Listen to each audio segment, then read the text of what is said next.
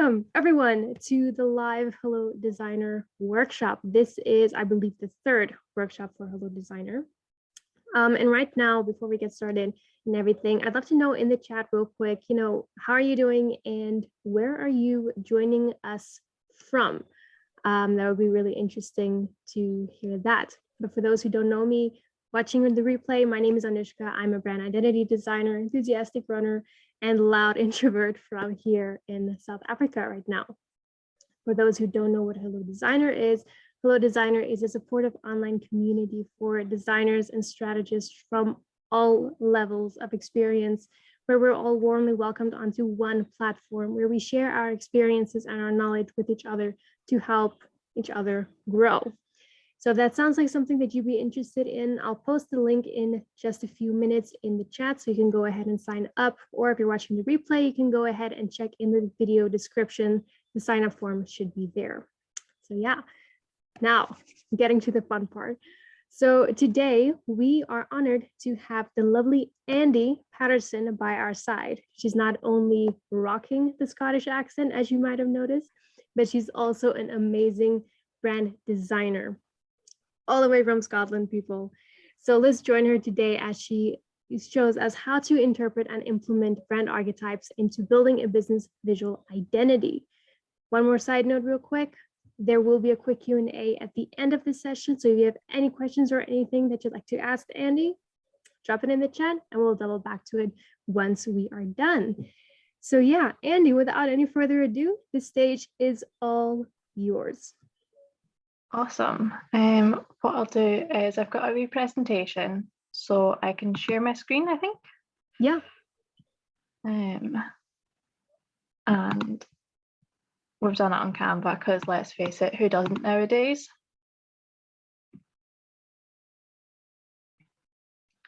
Okay, so yeah, as Anushka said, this is just about how to use brand archetypes in building a visual identity for a brand. So first I thought I would tell you a little bit about me.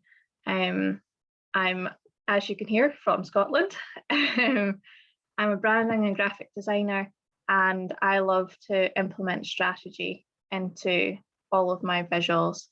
I work mostly with fitness and well-being industries. It's a big passion of mine. I'm never out of the gym. And I also have an engineering background, so I've got that logistical side of my mind, that process. I like structure and processes, which sometimes doesn't go very well with creative projects, but we move. We've got it. Finding ways, like I'm going to show you, is how I've kind of got through things, using processes and then adding a bit of creative flair in there. So let's talk a bit about archetypes. What are they? So this definition here, a standardized model of a personality or behavior, often used in marketing, storytelling, psychology, and philosophy. This basically, it's a representation of your brand and your ideal customer's personality. That's what an archetype is. They're designed to be identified so that you can appeal to the desires within your customer or your client base. And it's been shown that a strong archetypal personality is likely to connect on an emotional level. And we all know that emotions are a big thing in purchasing anything, whether it's a service or a product. It's Gerald Zaltman from Harvard actually said that 95% of our purchasing decisions are made on a subconscious level. So when we connect emotionally, our subconscious is going to start pushing, maybe we should get that. Maybe this is the brand for us. So really, that's what we're aiming to do, and archetypes is the way to do it. So they're useful because they allow us to focus our business and our strategies right down from their visuals to your marketing to the nitty-gritty of your business through your personality, and also not just your brand's personality, but it needs to resonate with your customers. provides a gateway for creating connections, but also differentiating your brand from the one next door. So you might be thinking, there's a lot of personalities, like everyone's different, every brand is different, and there's 60 identified archetypes. Now that's a lot, and we're not going to go into all of that, don't worry, we'd be here for hours. So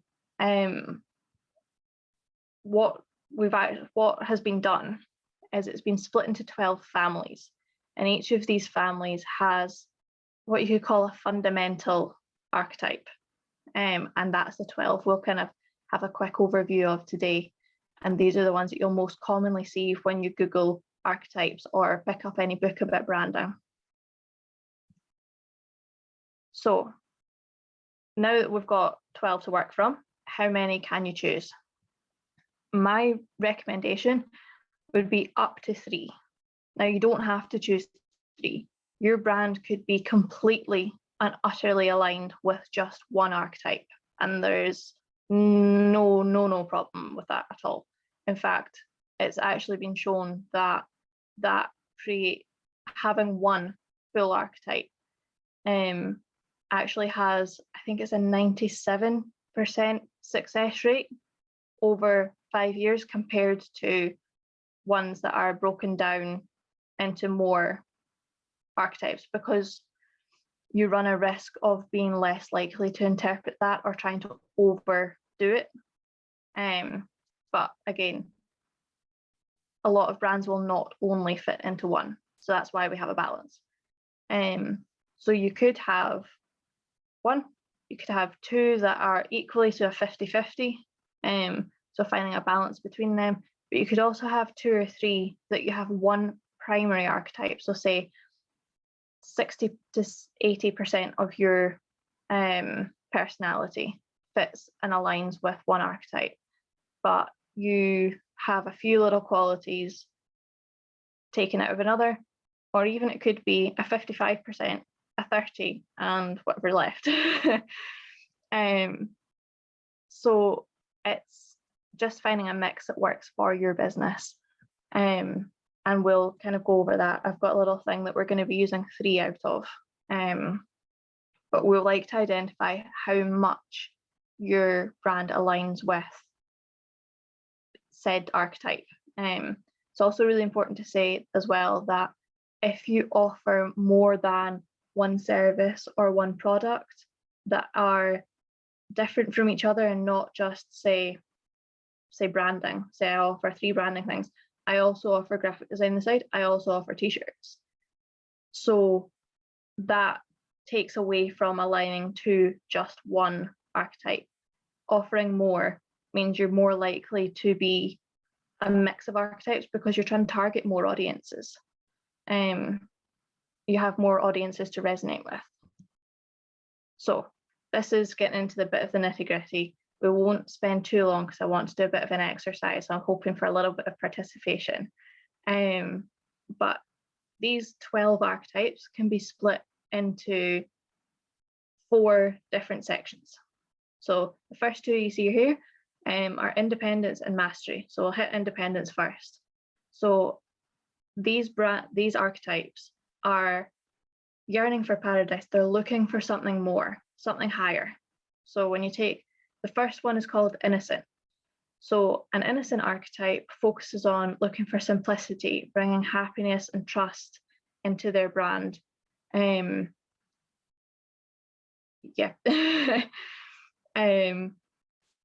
looking for keeping things at a nice, like a pure base level kind of thing. There's nothing complicated about it. It's very clear. An explorer archetype has a desire for new experiences and freedom.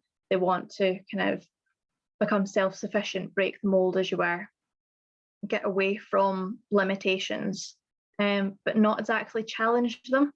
It's just moving away and finding that, I suppose, higher purpose within the brand, as you were. So the last one on independence is sage. So sage is, if you imagine like Yoda from Star Wars, full of wisdom, sharing, bringing clarity to others.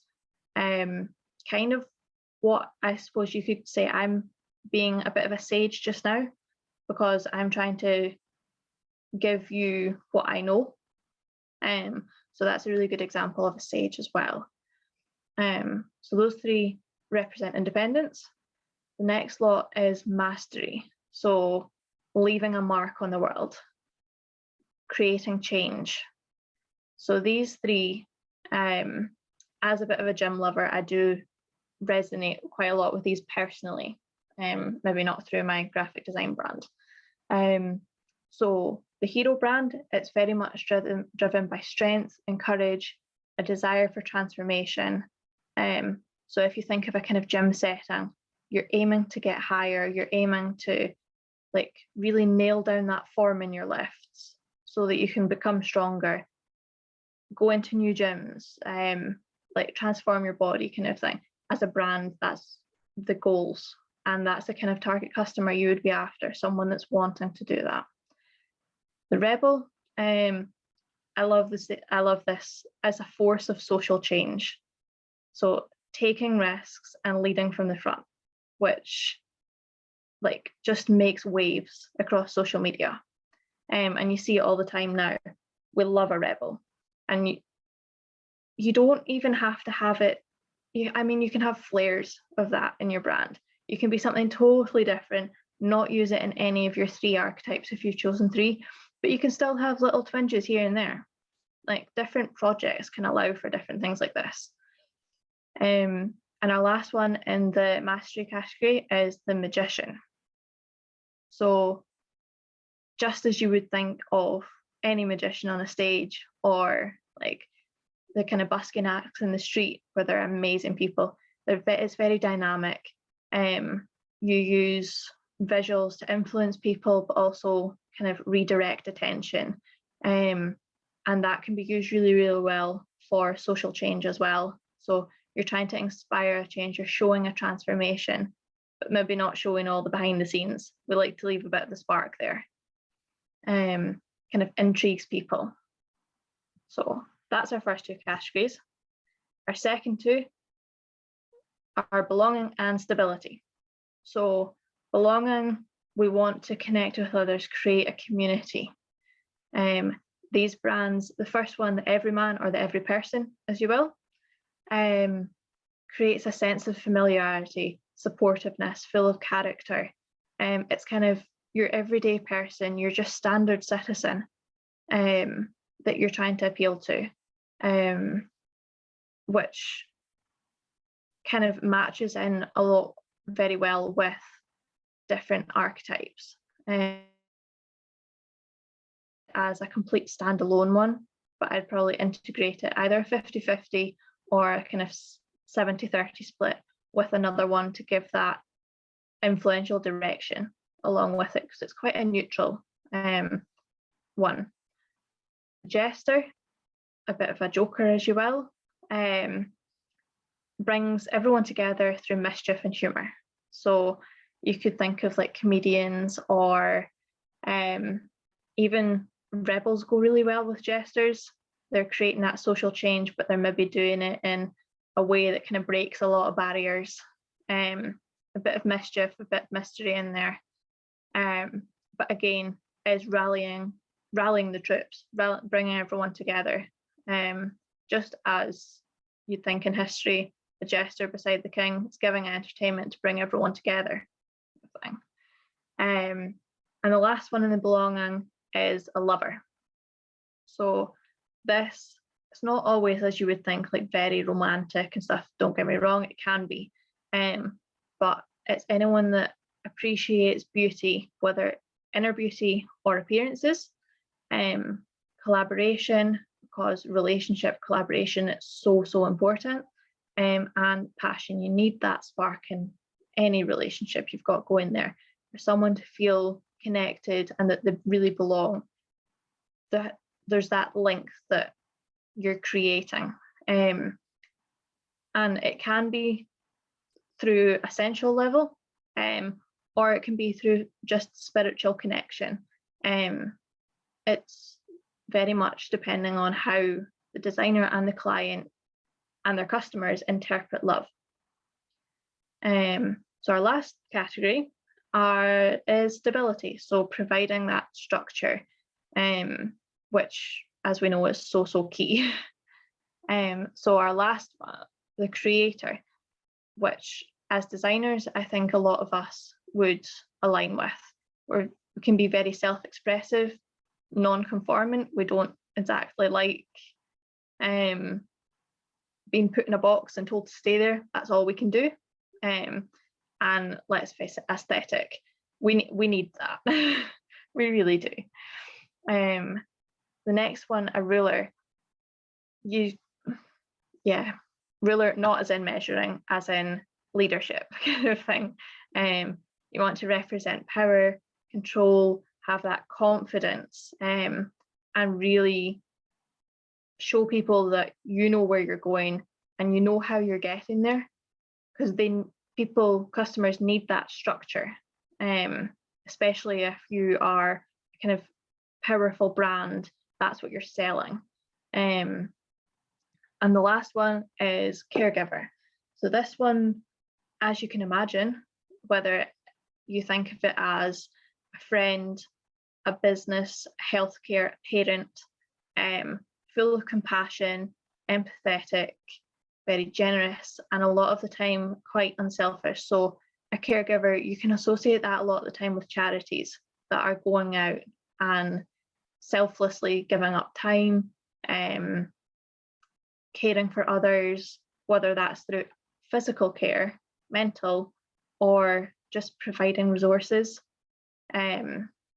So yeah, that is a really quick overview, well, quickish overview of the 12 archetypes. So what we're going to do is going to dive into just a little exercise. So I'm going to ask for a little bit of participation on this one. So I've got a little archetype mix made up. I'm going to jump into a document, and then we're kind of going to go through it quickly, have a little explore of how we can apply that visually. Because I feel like it's better to maybe do it as an exercise than me just be like, oh, you can have a blue color palette for these guys. And so that's what we're going to do. So can you guys see this okay? Yeah, perfect. Awesome. So this one here, what I've done is I've made up a little mix of archetypes. And I've tried to actually use ones I wouldn't typically always use and work with, just to get a bit of perspective from you guys as well. So our first one I've put in is our primary archetype is the explorer. So they are looking for excitement, a bit of a daredevil, driven by adventure and self-discovery and freedom. Fear, confinement, and cautiousness, kind of like just throwing caution to the wind, let's go. But also the strategy for this brand is going to be celebrating the journey. Our secondary archetype, the primary, and that's about 60% of our personality in this brand. 25% is going to be made up by the hero. So honest and brave, striving for mastery and growth, avoiding incapability and deterioration. It's a bit of a fear. And the strategy for this is becoming stronger and better. And our tertiary one, just 15%, it's just a little nod into this archetype, and a bit of a kind of extra, as you will, is the jester. So keeping things quite playful and optimistic, driven by positivity, bringing people together, laughter, a big fear of boredom and negativity, and a strategy of promoting good times. So if we think of our strategies, we have celebrating the journey, becoming stronger and better, and promoting good times. So I've got a couple of ideas of what kind of brand this could be. but I want to hear what you guys think. What kind of brand, what industry do you think we might be talking about?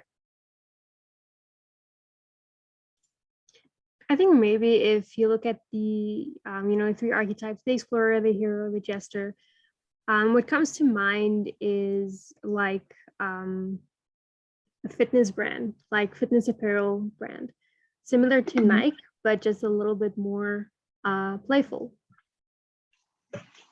Awesome. Yeah, I wasn't even one that came to mind for me, you know that.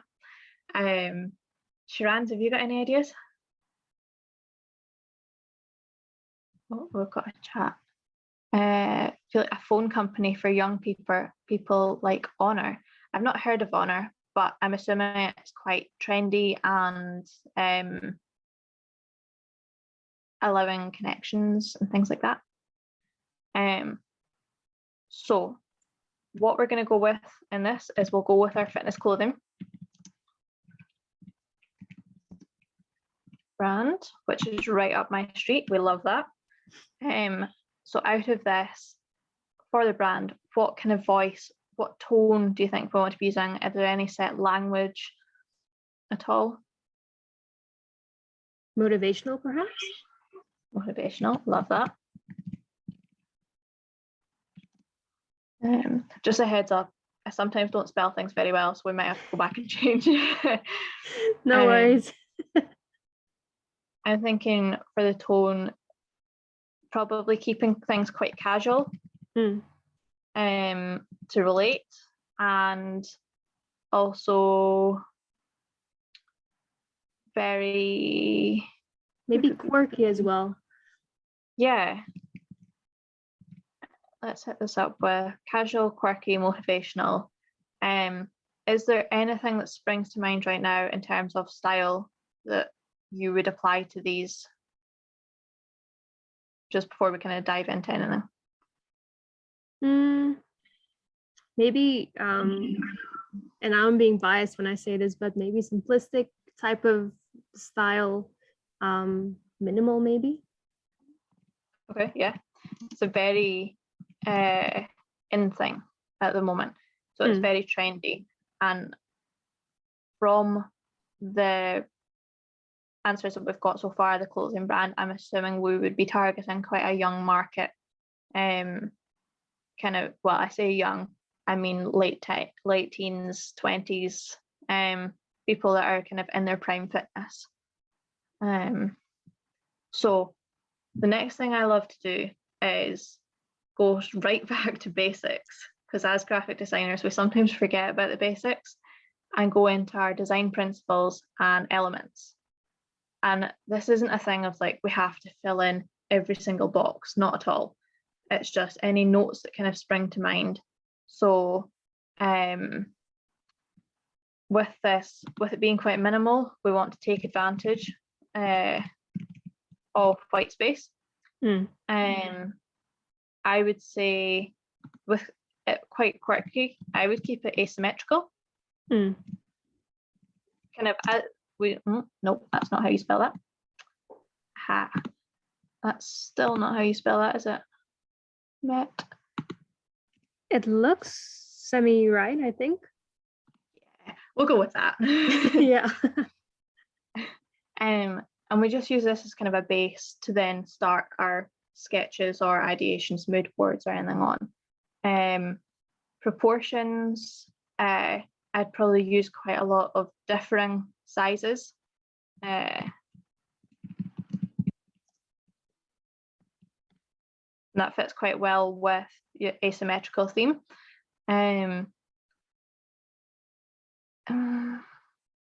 Hierarchy, you don't really need too much of a structure, but so we're going to keep it quite baseline. We don't need a very complex but the words are gone. But I think quite a high contrast might be something that we take advantage of here. So that's just kind of got a little bit of a base. You can spend loads of time and properly go into this, and it really helps direct your mood boards as well. But we'll just skip on to some line work.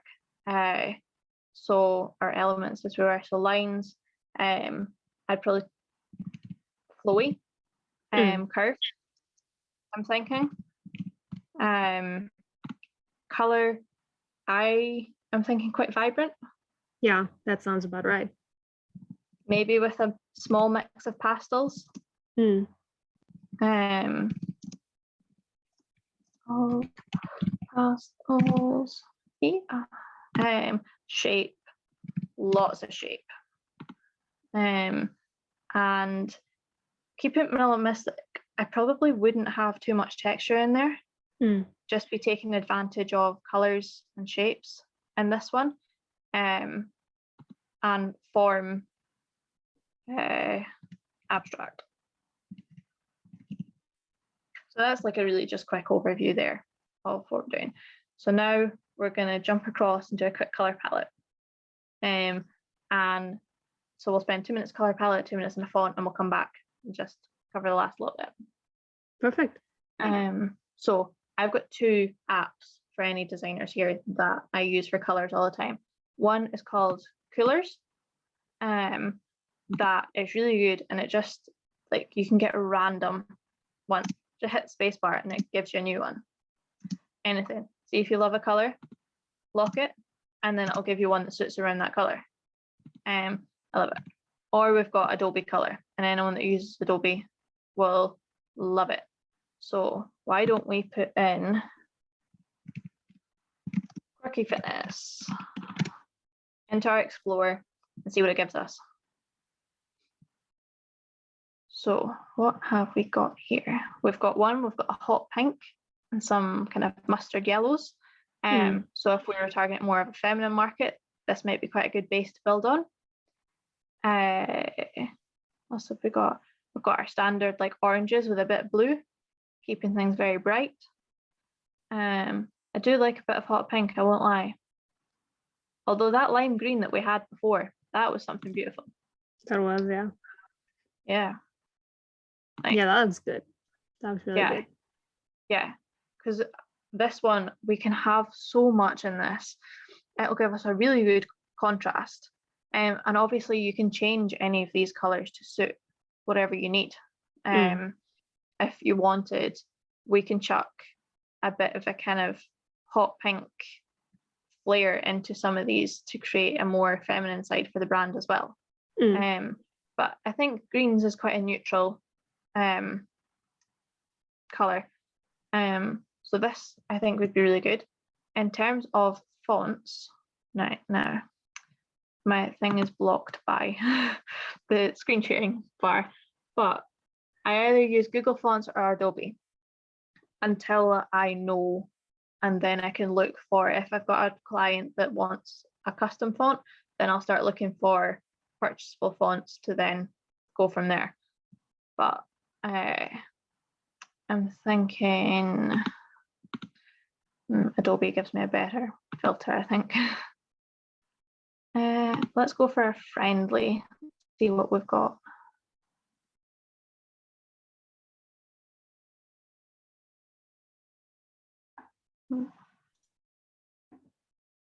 Just a quick heads up, Andy, we've got about 10 minutes on left on the timer. Perfect, no problem. What have we got here? So I think this as a header would maybe be something that we could play with in terms of, well, obviously we don't have a brand name in this one here, but using our logo, and I think it could work quite well with our greens in this, and then just a sans serif, then kind of a Montserrat font style as our body text. What do you think, Anushka? Yeah, it sounds good. Really clean. I like it. So looking at our color palette that we've got here and our font that we have here, we're going to bring it back into this and kind of look motivational, casual, quirky. I think that font really kind of hits the casual vibe, also bringing a bit of excitement into there. I can imagine that on like a social media post with their motivational quote, or just a wee tagline. Can you imagine, like, if we just rebrand Nike, just do it? And then, but it also hits that minimal vibe we were going for. It's not full of really small details. It can be scaled up or down easily. It'll fit quite well in with our kind of asymmetrical vibe, because it's not all the same thickness, as you can see, like especially like the A and stuff. It's like curved. I love it. It's grand. Gonna have to do something with this now. Our color, we've got vibrant. We said maybe a small mix of pastels in there, but we've got a neutral tone, which is just as good. And that these dark tones here will give us a lot of contrast in there. We can establish hierarchy very simply with this color palette as well, and using a thicker and then a simple thin font. Yeah, differing sizes, perfect. So that is how we have taken these archetypes, put it into a bit of a voice and tone, and then found a bit of a visual identity. Because if you link it back, that lime green, it's exciting, it's a bit daring. We're still keeping things very transparent, but also there's no deterioration within these colors. Like, you can link it back to every aspect of your design thing, and even just writing it down to come back and review is really, really useful. Okay, it's brought us back to the same page. Okay, so just a really quick overview. I'm not going to go into this, but this is the families and their other archetypes within each family of this. So that's your 60 right there, under your 12 families. So it's quite good how every family has 5. I like how they split it up. But also, if you look at the names, they are very similar to each other, but when you break them down, there is subtle differences that can be really important in a brand. Okay, any questions? Okay. All right, so right now, everyone, if you have any questions, you can pop them in the chat and then we'll take a look at them. I actually have a few of my own here. Okay, so what is the most common mistakes that you see people make when working with brand archetypes? I think it's potentially not spending the time to interpret the archetype and how it fits with your industry and your brand. Because it's really easy to say, oh, I am an explorer through and through. And then you look at the strengths of an explorer, what motivates them, the fears and their strategy. And if that doesn't exactly align with yours, or you have different ones in there, it can sometimes be a bit of a mistake to ignore that and overlook it, instead of doing a bit of a deeper dive and really looking into what parts match and what parts don't. They're very open for interpretation. Every brand obviously has the right to be different. If there's only 12, or if you dive deeper, 60 archetypes, there's a finite number of mixes there. But every brand is different.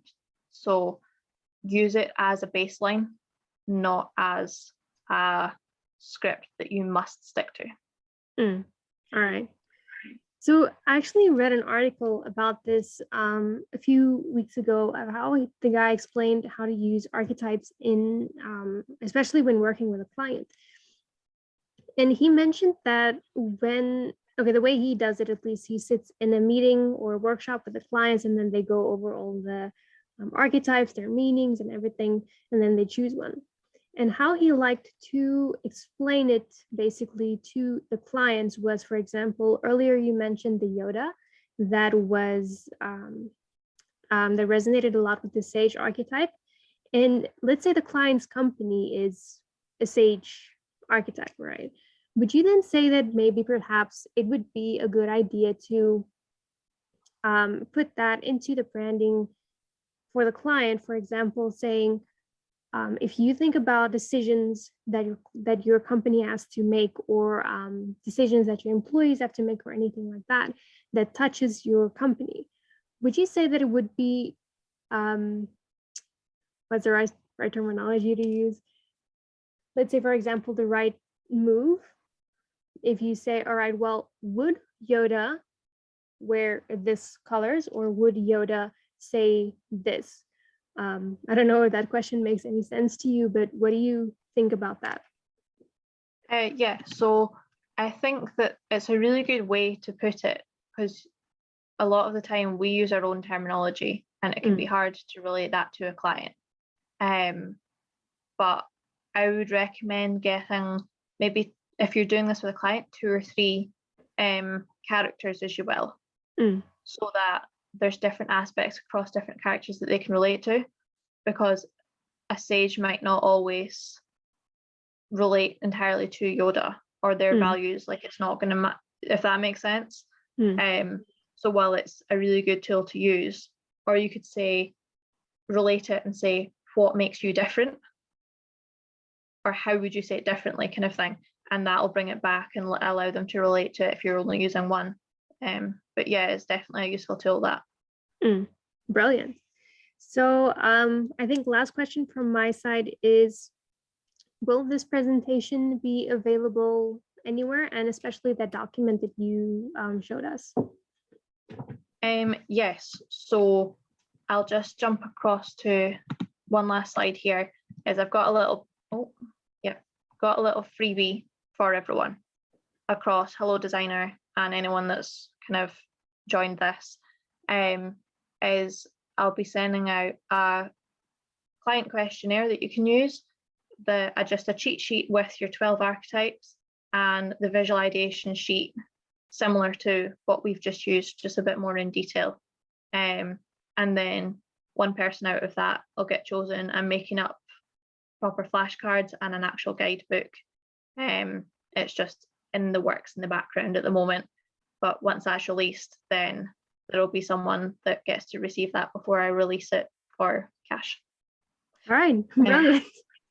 Awesome. So I will send then that email address and everything on the chat in Hello Designer, and then everyone can check it out there, those who missed it. And if you're watching the replay, you can check it then in the description of this video. I think right now we can wrap things up here. You can find me on Instagram at anuscke.tech. And Andi, where can people find you on Instagram or on social? Andi.p_designs. All right, brilliant. And then thank you so much, Andi, for this lovely workshop. It was amazing. And thank you to Thank you for having me. Awesome. And thank you to everyone who joined and also watching the replay. The replay will be going live shortly if you want to watch it again. And yeah, until then, I hope everyone has an awesome day.